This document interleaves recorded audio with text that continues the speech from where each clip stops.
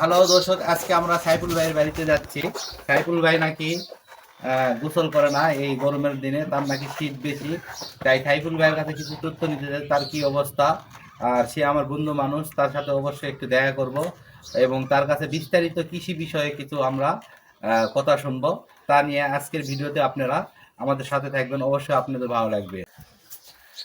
এবার সাইফুল, যে তুমি এই গরমের মধ্যে কম্বল গায়ে রয়েছেন কেন?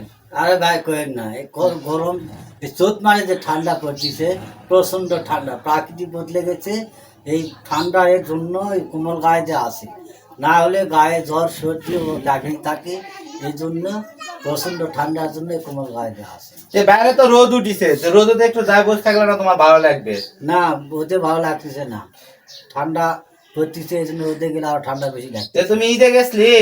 আর ঈদে গেছিলাম, কোনো মতে কোমল ছাড়ে দৌড় মারে গেছিলাম, আবার আইসি। ও, তাহলে কি এই কম্বলের মধ্যে সবকিছু হইতেছে? তোমার খাওয়া দাওয়া হয়, মশারিও তুমি তোলেননি? কোমলের মধ্যে সবকিছু খাওয়া দাওয়া হচ্ছে। আচ্ছা ঠিক আছে, তাহলে আমি সাইফুল ভাইয়ের আরো কিছু জিজ্ঞাসা করতে চাই। যে আসলে আপনারা তো সব সময় আবাদ করে থাকেন, তাই না? ফসল আবাদ। হ্যাঁ হ্যাঁ আপনারা তো এবারে দেখতেছি অনেক পরিমাণ শসা লাগাছেন। হ্যাঁ। নওগাঁর ভাষায় আপনারা শসারে কি বলেন?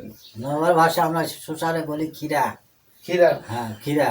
ও, খিরা বলেন। হ্যাঁ। তাহলে আপনারা এই গান্ধারিরা কি বলেন, যেটা আমরা রাগ বলি? গান্ডারিরে বলি আমরা কুষার, কুষারে বলি আমরা গ্রামের চলিত ভাষা। তা এখন তো মনে হয় কাঁচা মরিচও লাগাইছেন, কাঁচা মরিচ কি বলেন?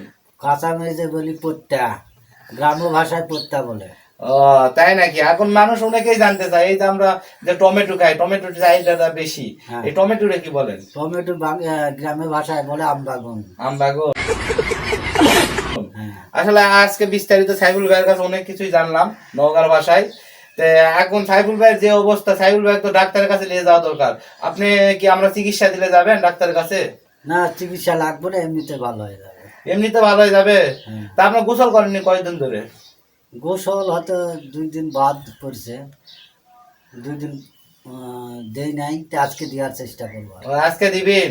আচ্ছা, আমি চিন্তা করি তোমার ফ্রিজের মধ্যে তো বরফ আছে, বরফ গুলো টুলে গোসল করামো। তাহলে তো মনে করি নিয়ে যায় একবারে শোয়া দেওয়া লাগবে। তাই? আচ্ছা, সাইফুল ভাইয়ের কাছে অনেক কিছু বিস্তারিত শুনলাম। সাইফুল ভাইকে আজকে গোসল করাবো, আমি নিজে চিন্তা ভাবনা করছি।